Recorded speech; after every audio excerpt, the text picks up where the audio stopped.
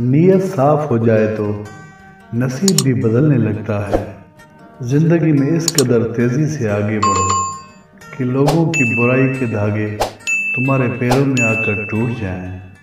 कुछ लोगों को हम इज्जत देना चाहते हैं, मगर वो अपने रवैये से साबित कर देते हैं कि उन्हें इसकी ज़रूरत नहीं। अच्छा इंसान मतलबी नहीं होता, बस दूर हो जाता है उन लोगों से जिन्हें इसकी कदर नहीं होती।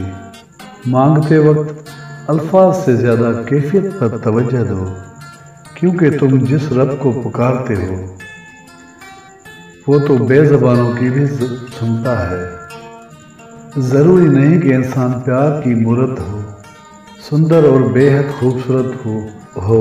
अच्छा तो वही इंसान होता है जो तब आपके साथ हो जब आपको उसकी ज़रूरत हो।